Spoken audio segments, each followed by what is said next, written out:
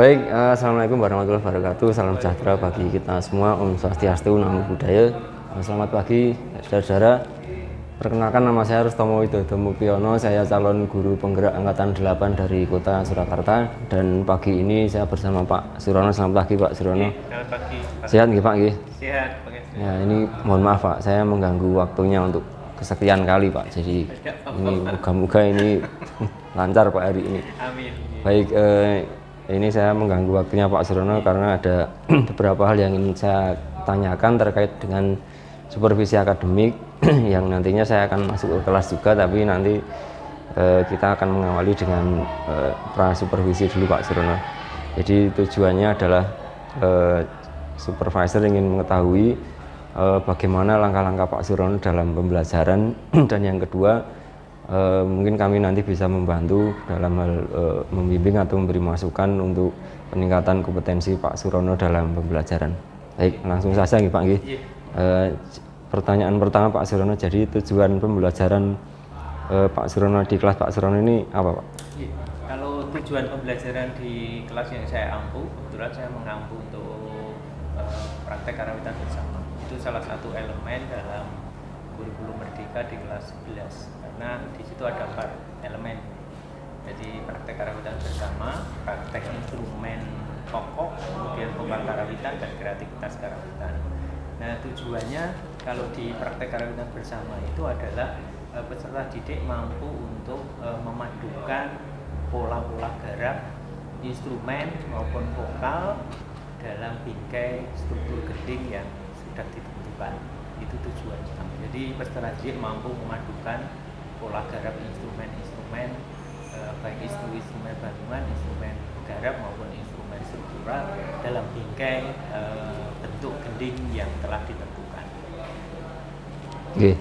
Kemudian pertanyaan kedua Pak Surono, area pengembangan yang ingin dicapai ini apa Pak Surono? Ya, kalau area pengembangan yang ingin saya capai dalam pembelajaran saya di praktek karawitan bersama, karena di praktek karawitan bersama itu sangat terikat dengan elemen-elemen yang lain, terutama di elemen vokal karawitan dan elemen di praktek instrumen individu pokok. Karena di vokal karawitan, anak-anak sudah yang passion di vokal, dia sudah memilih di vokal karawitan atau di sindetan maupun pirongan. Kemudian kalau di praktek individu pokok kan anak-anak sudah memilih atau sesuai dengan passionnya, apakah di rebab, kendang maupun gender sebagai instrumen pokok dalam karawitan. Nah, area pengembangan kami atau saya itu adalah bagaimana yang pertama itu adalah tingkat pemahaman ataupun keterserapan materi terhadap kaitannya untuk instrumen yang mereka pilih, baik itu instrumen pokok maupun vokal.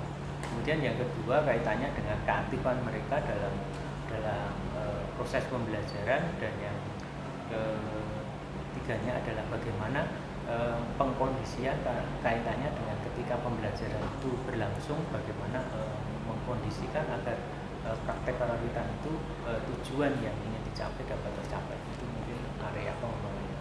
Oke. Kemudian yang ketiga Pak Surono, strategi yang dipersiapkan di dalam pembelajaran itu nanti apa Pak Surono?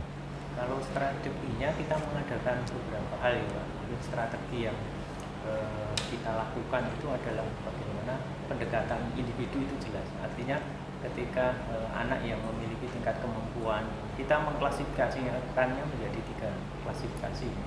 Bisa kemampuan tinggi, sedang maupun rendah masing-masing anak. Kalau memang anak itu memiliki tingkat kemampuan yang tinggi, kita akan mencoba untuk mengupdate mereka atau mengupgrade mereka agar kemampuan itu bisa maksimal. Kalau untuk yang middle, yang di taraf menengah itu kita memberikan materi sesuai dengan apa target minimal yang harus dicapai. Kemudian kalau anak-anak yang kurang, kita mencoba untuk menyesuaikan dengan kemampuan anak sehingga target atau capaian minimal itu bisa tercapai. Itu strategi yang pertama. Kemudian strategi yang kedua, mungkin kita kaitannya dengan metode. Karena kita bermain karawitan atau memainkan instrumen gamelan, kita itu mencoba untuk menerapkan metode spelling atau pelafalan terhadap praktek siswa. Misalnya ketika anak itu praktek guna, kita juga harus menspellingkan guna sebelum mereka memainkan, sehingga stimulan-stimulan rasa musikal itu akan tercapai di mana.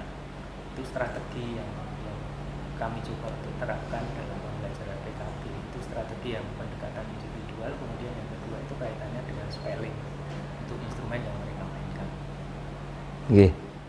Jadi kira-kira begitu Pak Surono, 3 pertanyaan yang sudah kami ajukan. Dan untuk pelaksanaan jadwal di kelas itu nanti hari apa nih Pak? Saya setiap hari ada, dari hari Senin itu jam ke 34, kemudian Selasa juga 34. Kalau begitu mungkin nanti hari Senin kami bisa masuk ke kelas untuk melakukan supervisi Pak. Ya, saya kira begitu dulu Pak Surono, nanti kita ketemu lagi di hari Senin. Baik saudara-saudara, demikian wawancara prasupervisi kami dengan Bapak Surono, guru di SMK Negeri 8 mengajar seni karawitan, dan kita ketemu lagi nanti di kelas di hari Senin. Terima kasih. Assalamualaikum warahmatullahi wabarakatuh.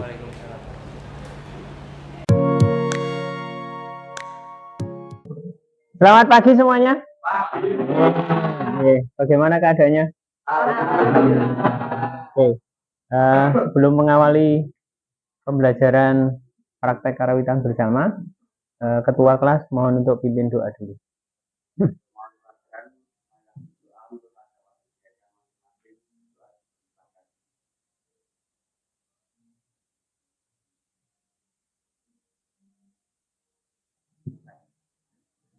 Amin. Saya absen dulu ya.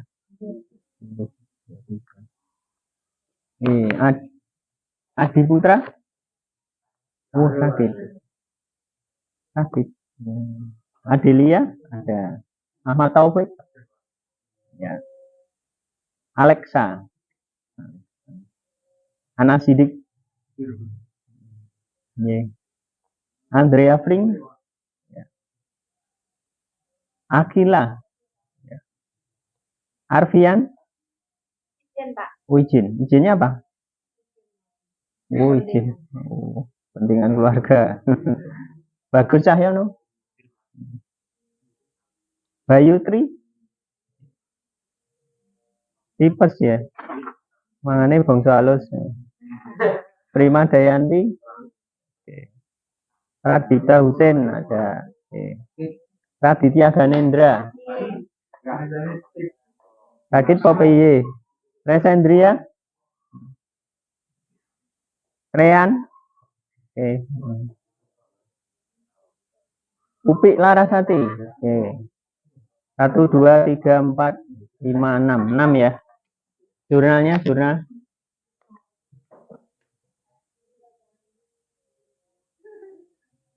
Hari ini 6 ya, tidak ada hadir ya.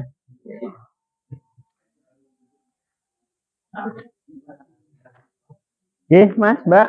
Kemarin kita sudah mencoba untuk siap.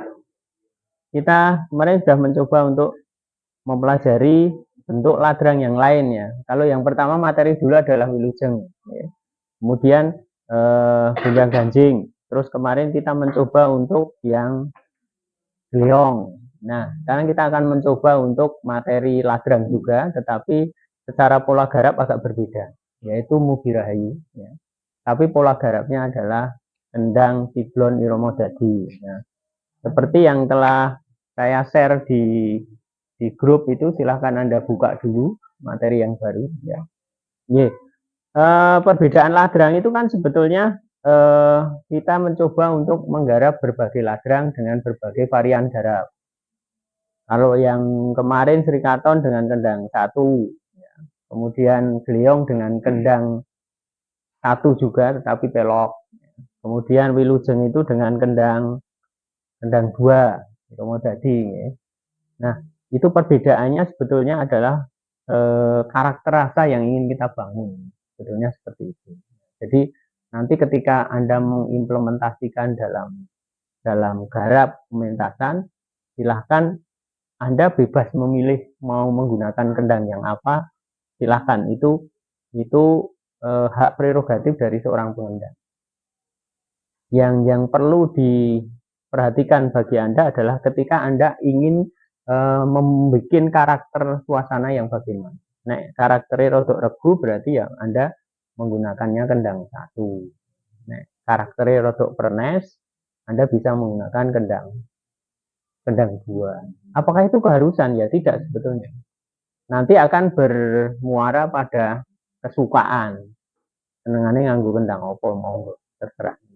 Nah, sekarang kita akan mencoba untuk menggarap lagi, mengenalkan pada Anda bentuk ladrang yang bagi kita di kalangan pengrawit ladrang ini sangat populer ya. Itu ladrang Mugi Rahayu. Coba Anda lihat dulu. Terus masing-masing yang kemarin sudah menginginkan kerebab, kendang, gender, sinden, coba nanti mencermati satu persatu mana yang garap-garapnya nanti kita bisa diskusikan bareng. Oke, Mugi Rahayu. Itu malah dua kopiannya. Coba kalau kita lihat bagian-bagiannya. Kalau ladrang Mugi Rahayu itu bagiannya apa saja? Buko dan numpak, hanya satu ya, tidak ada ngelik. Nah, itu lebih simpel ya. Secara susunan balungan itu simpel banget. Nah, sekarang coba kita lihat susunan balungannya. Buko itu bisa disajikan oleh apapun. Tetapi karena ini termasuk gending-gending yang dikategorikan sebagai gending rebab, artinya buko itu bisa disajikan oleh. Jadi gending itu dikategorikan itu tergantung pada yang melakukan buko.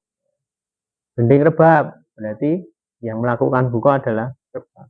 Gending bonang berarti yang melakukan buko adalah bonang. Gending gender itu berarti yang melakukan buko adalah gender.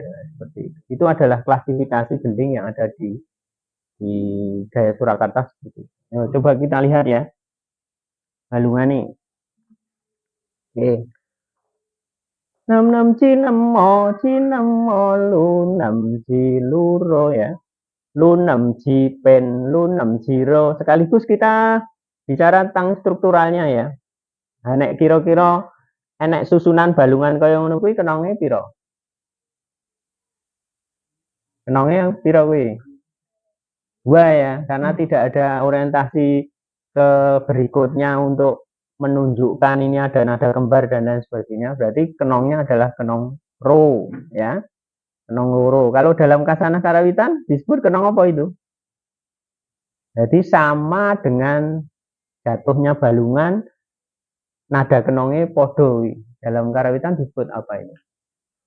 Kenongan apa? Apa? Jenis kenongan loh, kan loh. Namanya kenong? Klasisi apa? Sing podo lah ya, sing podo. Rasa-rasa. Tunggal rasa ya, tunggal rasa. Ya, siji rasa ya, betul, tunggal rasa ya. Nah, saiki pola garapan bonang yo. Coba kalau Anda melihat struktur seperti itu, kira-kira garap sing agak berbeda atau yang sekiranya kamu belum paham yang mana? Nah, mulai kelas 2 harus sudah melihat seperti itu ya. Jadi tidak perlu dijelaskan secara detail, tapi begitu melihat susunan balungan itu sudah bisa ngiro-iro, sudah bisa menafsir sendiri. Oh, ini bonangannya seperti ini. Tentunya ketika Anda mau menerapkan pola garap bonang, mestinya harus memperhatikan susunan balungannya. Titik bawah tanpa titik itu juga harus menjadi perhatian. Kira-kira dari susunan itu mana yang sekiranya masih membingungkan? Yang belum jelas yang mana? Ya, bisa tuh. Oke, kita dari depan yuk. Nam cinamo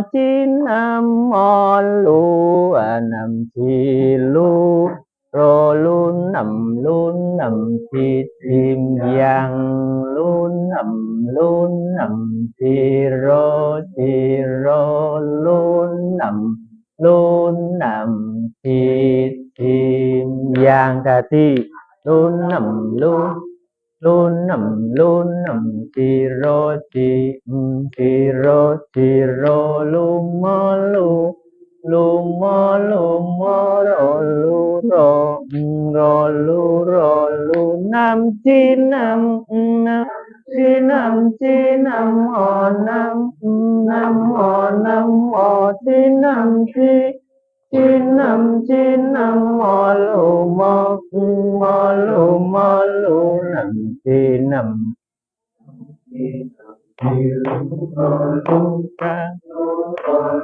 Oke, sampai situ ada masalah enggak? Lumorolu tetap di ya, karena susunan pola bunangan itu kadang-kadang dia hanya melihat susunan balungan, tidak murni melihat dalam. Yang cewek-cewek coba perhatikan yang sinden ya. Nionen nionen lunan nioro lunai cici lunam cici roro lunai cici lulu yo sekar pisang moro nam cinam pisang sesat sining karyo lumaluna ene lumalun patut lamun linulutan mring kasok wong lunem lu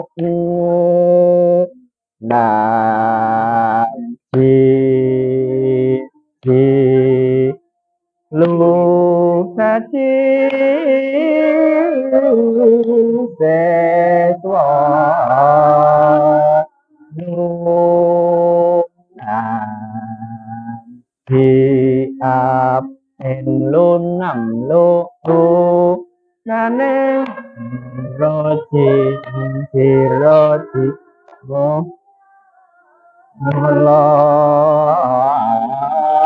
kedua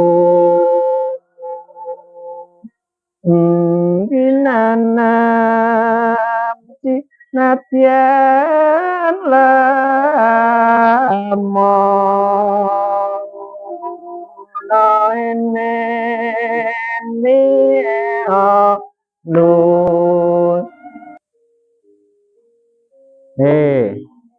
neno nane nani no gemjang no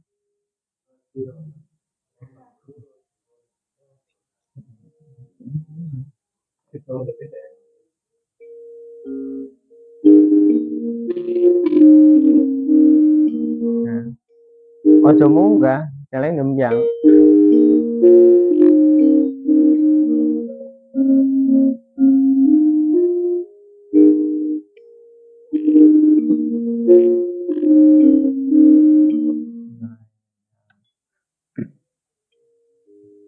enam to 06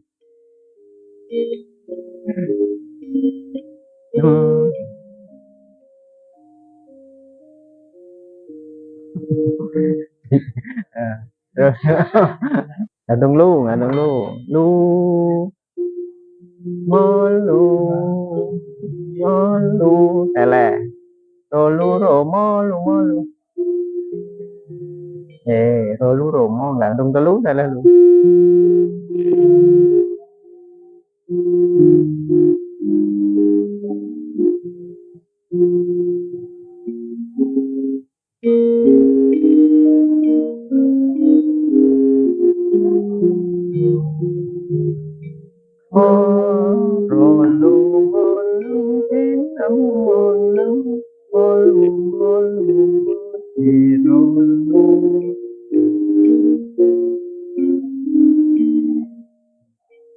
ya dari kamu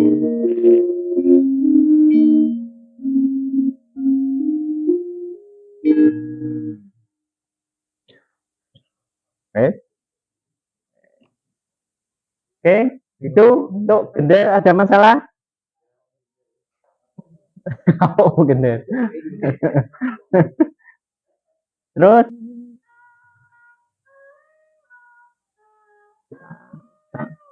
roti nam lurolun ambilon oke lun lun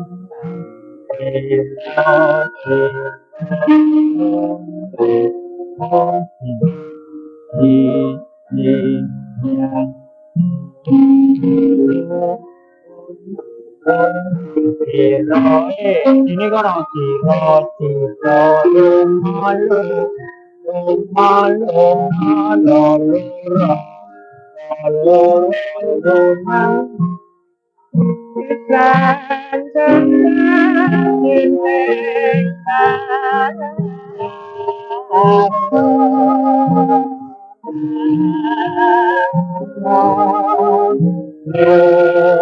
Pakon lamun linung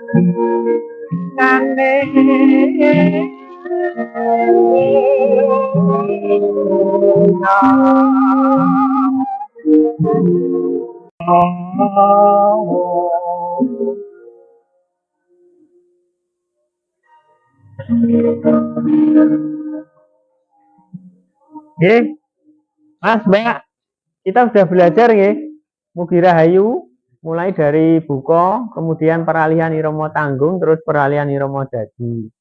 Terus kita sudah menerapkan pola garap, baik itu struktural, kemudian rician balungan maupun rician garap, semua instrumen dan vokal, baik itu sindenan maupun gerongan. Kira-kira ada yang masih dipertanyakan nggak? Yang belum jelas yang mana pola garapnya? Kira-kira yang masih belum paham yang mana?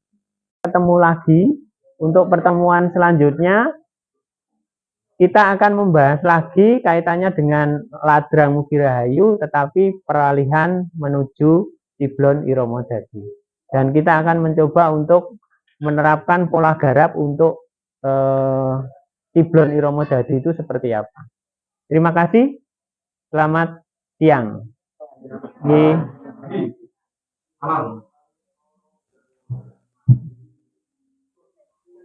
Oke, silahkan beristirahat. Assalamualaikum warahmatullahi wabarakatuh. Salam sejahtera bagi kita semua. Bertemu dengan saya Rustomo Widodo Muktiono, calon guru penggerak angkatan 8 dari kota Surakarta. Dan kali ini adalah dalam percakapan pasca observasi kelas. Sudah bersama saya Pak Surono Selamat pagi Pak Surono. Selamat pagi Pak Rus. Sehat nih Pak? Sehat Pak. Alhamdulillah. Iya, Alhamdulillah. Baik Pak, setelah kemarin kita berbincang dalam pra-observasi, kemudian diobservasi di kelas. Iya. Kali ini saya ingin sedikit bertanya Pak Surono tentang Iya. bagaimana pengalaman Pak Surono setelah kemarin menerapkan berbagai strategi di dalam kelas Pak Surono Pak. Nah, jadi saya hanya sebentar saja Pak Surono, mungkin nanti hanya ingin mengorek berbagai informasi dari Pak Surono. Iya. Baik, langsung ya Pak Surono. Iya, iya, iya. Yang pertama Pak Surono, bagaimana perasaan Pak Surono setelah kemarin menerapkan strategi yang sudah dikembangkan dalam sesuai dengan percakapan di pra-observasi itu Pak? Ya, perasaan saya mungkin kaitannya dengan pembelajaran,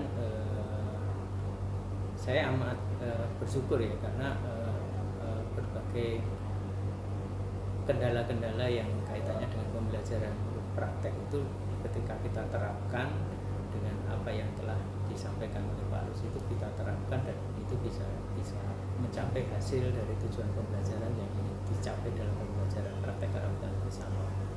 Oke, jadi yang jelas bahagia ya Pak. Iya. Kemudian yang kedua Pak Surono, itu area yang dikembangkan kemarin apa saja Pak Surono? Yang kemarin yang dikembangkan itu adalah kaitannya dengan penguasaan kelas, kemudian untuk yang keduanya adalah bagaimana mengembangkan proses maupun strategi pembelajaran. Itu area yang dikembangkan itu, ya, terutama untuk penguasaan kelas dan strategi yang diterapkan. Area pengembangannya di Oke. Kemudian langkah-langkah atau tahapan yang sudah Pak Surono lakukan di dalam kelas itu apa saja Pak? Yang pertama, karena saya mengajarnya adalah praktek karawatan bersama, artinya tujuan pembelajarannya adalah anak bisa mempraktekkan atau mendemonstrasikan bentuk gending yang sesuai dengan capaian pembelajaran di kelas 11. Nah, bentuk gending yang kemarin dicapai itu adalah ladrang garap kendang irama dadi. Nah, kemarin kita masih berkutat kepada kendang yang irama, kendang kalih dulu. Dan strategi yang saya terapkan itu pertama kali adalah bagaimana memahamkan dulu tentang struktur bentuknya. Kemudian kami memilah-milahkan untuk memahamkan instrumen gamelan per masing-masing instrumen, karena pembelajaran di praktek karawitan bersama itu adalah pembelajaran untuk memahamkan seluruh instrumen yang ada di gamelan, sehingga kita memilahkan menjadi 4 bagian, yaitu bagian pertama memahamkan dulu untuk instrumennya termasuk balungan. Kemudian yang kedua adalah memahamkan kaitannya dengan pola tabuhan untuk instrumen struktural. Kemudian yang keempat adalah memahamkan pola tabuhan untuk instrumen garap. Kemudian yang keempatnya adalah memahamkan tentang praktek vokal yang terdapat dalam materi gending, karena bermain karawitan itu adalah bermain instrumen dan vokal. Jadi langkah-langkah kita yang pertama kali kita lakukan adalah itu, jadi mempersiapkan memahamkan mereka tentang rincian pola tabuhan, rincian balungan, rincian struktural, rincian garap dan vokal. Ya, baik, ya, sudah terstruktur sekali Pak. Iya. Kemudian apakah sejauh ini sudah berhasil Pak dengan apa yang sudah diterapkan Pak Surono di kelas terhadap anak-anak ini? Ya, sejauh berdasarkan kriteria ketercapaian materi pembelajaran bisa dikatakan itu berhasil Pak. Cuma kita memang dalam proses pembelajarannya menerapkan pemahaman tentang pola keterserapan anak didik, karena jelas kemampuan anak itu kan beda-beda, sehingga kita menerapkan pola yang berbeda terhadap masing-masing anak. Terutama karena ini kita menganut kurikulum merdeka, saya membagi anak itu karena di rincian garap itu kan ada penguasaan tentang rebab, penguasaan tentang kendang, penguasaan tentang gender, kemudian penguasaan tentang vokal. Nah, di situ anak saya saya beri kebebasan untuk memilih mana yang mereka sukai untuk memainkan, sehingga anak itu bisa memaksimalkan potensi yang ada. Daripada selama ini kurikulum di 13 kan kita memberikan banyak tetapi hasilnya sedikit, tapi di kurikulum Merdeka itu kan memberinya sedikit tapi menghasilkan banyak. Artinya kalau dulu itu anak diajarkan semua, anak harus memainkan semua instrumen, yang instrumen pokok, rebab, gendang, gender, dan sinden. Tetapi di sini saya beri kebebasan anak memilih sesuai dengan passionnya, apakah memilih rebab, apakah memilih gendang, gender, atau sinden, sehingga ketika mereka memilih sesuai passionnya, dia bisa memaksimalkan potensi yang ada sesuai dengan kemampuan yang dia miliki. Ya, itu sesuai, berarti Pak Surono sudah memperhatikan minat anak ya, Pak? Sudah mengakomodasi minat anak. Kemudian tentunya dalam pelaksanaan itu ada kendala Pak, dalam menyampaikan ke anak-anak itu, kira-kira apa Pak kendalanya? Kalau kendala yang pasti karena dalam satu kelas itu kan memiliki rentang kemampuan yang berbeda, itu salah satu kendala. Artinya kita harus memberikan sesuatu anak sesuai dengan porsi kemampuannya, itu butuh penanganan tersendiri ya. Berbeda karena kalau dalam satu kelas itu memiliki tingkat kemampuan yang sama, kita bisa memaksimalkan. Tapi karena dalam satu kelas itu memiliki rentang kemampuan yang beda, ada yang rentang kemampuan prakteknya di bawah standar, ada yang standar, ada di atas standar, sehingga kita harus pandai-pandai dalam menerapkan pendekatan individual kaitannya dengan kebutuhan anak terhadap kemampuan yang akan dia praktekkan. Saya kira itu masalah klasik ya Pak, kalau di anak-anak kita itu memang kemampuannya berlainan. Itu kira-kira kalau menurut Pak Surono itu mengapa Pak bisa terjadi seperti itu? Itu banyak faktor karena yang jelas ini dampak dari PPDB online, itu jelas karena regulasi kita itu, regulasi SMK itu kan menganut PPDB online, dasarnya adalah nilai, padahal untuk sekolah kita itu mestinya kan sekolah kejuruan yang spesifik, karena spesifik mestinya ada tes bakat ataupun tes kemampuan yang kaitannya dengan jurusan yang akan dia pilih. Nah, selama ini tidak terjadi demikian, sehingga kita hanya menerima anak berdasarkan nilai tanpa tahu bakatnya di mana. Itu mungkin faktor utamanya di situ. Jadi kita sebagai guru kan hanya menerapkan kurikulum ya Pak, dan juga regulasi dari dinas terkait pemerintah. Nah, kalau kemudian kita menghadapi situasi seperti itu, kemudian dalam menerapkan strategi Pak Surono di kelas untuk menghadapi anak-anak itu, tentunya kan Pak Surono punya trik-trik tertentu Pak untuk mengatasi, diantaranya juga rentang kemampuan yang berbeda. Nah, itu tentunya Pak Surono punya rencana ke depan Pak untuk tetap meningkatkan potensi Pak Surono. Itu kira-kira trik apa Pak Surono yang akan dilakukan Pak Surono nanti Pak?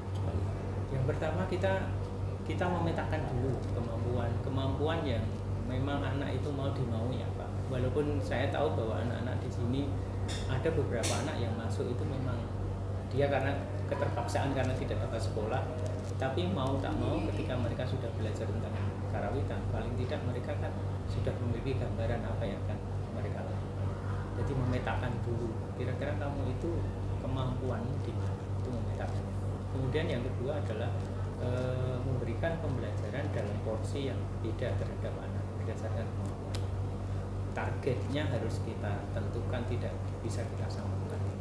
Kita harus membuat ring dulu, misalnya anak yang kemampuannya tinggi, sedang, dan rendah, sehingga target materi itu menjadi berbeda, dan proses penilaiannya maupun rentang penilaiannya juga berbeda. Yang itu yang seringkali kita terapkan. Misalnya di karawitan itu kan ada target materi dalam satu semester. Misalnya dalam satu semester itu ada 3 target materi yang harus diselesaikan.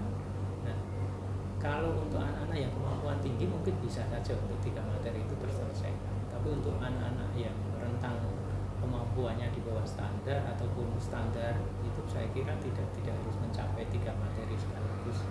Dan itu menjadi prioritas kita untuk menangani itu. Karena mau tidak mau anak yang sudah belajar ya harus kita tuntaskan di situ strategi yang kita lakukan.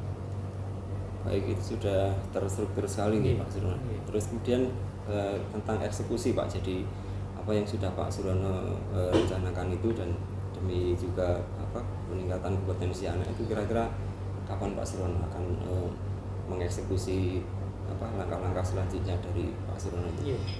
Kalau ini kan kita sudah kemarin kita sudah berembuk sebetulnya dengan beberapa guru dan pemangku kebijakan yang ada di Karawitan. Artinya untuk kelas-kelas 2 kan sudah dipetakan. Artinya ada 4 kelas, itu kelas yang A itu kelas yang memiliki kemampuan tinggi, B itu sedang, sedangkan C dan D itu kan di bawah standar. Nah, kita mencoba itu untuk membuat proses penilaian yang berbeda ketika nanti di akhir semester, berbeda terhadap target materinya. Tentunya itu menjadi pilihan kita kaitannya dengan bobot materi yang akan diberikan terhadap penilaian di akhir semester. Kita merencanakan untuk program asesmen sumatif akhir semester atau ASAS, ASAS Kurikulum Merdeka. Nanti kita akan membuat suatu proyek penilaian yang itu akan mengintegrasikan beberapa mapel di situ yang bisa terintegrasikan. Misalnya ada mapel bahasa Indonesia, bahasa Inggris, kemudian ada bahasa Jawa. Nah, kita mencoba untuk membedah itu kaitannya dengan tujuan pembelajarannya. Misalnya kalau di praktek itu tujuan pembelajarannya memainkan ladrang, Mugi Rahayu. Kemudian di bahasa Indonesia itu bicara tentang teks prosedur yang ada di Mugi Rahayu. Teks prosedur kalau di dalam ranah kejuruan itu kalau kita sinkronisasikan dengan yang karakteristik kita itu jalan sajian gending. Kalau di tata boga misalnya membuat kue kan ada urut-urutannya, tapi kalau di kita kan nggak ada seperti itu. Tapi teks prosedurnya adalah teks yang kaitannya dengan jalan sajian gending.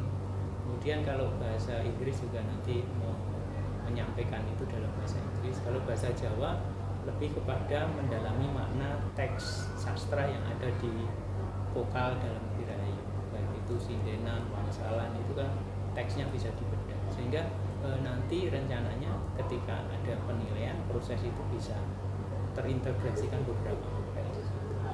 Oke. Baik Pak Surono, saya kira percakapan rasa observasi ini sudah cukup. Dan saya tetap menunggu ya nanti kabar dari Pak Surono tentang eksekusi yang akan Pak Surono lakukan nanti. Semoga berhasil nih Pak. Amin. Baik saudara-saudara, demikian percakapan observasi saya dengan Pak Surono. Untuk selanjutnya kami akan mendapatkan umpan balik dari pengajar praktik Pak Justinus. Terima kasih. Assalamualaikum warahmatullahi wabarakatuh. Waalaikumsalam warahmatullahi wabarakatuh.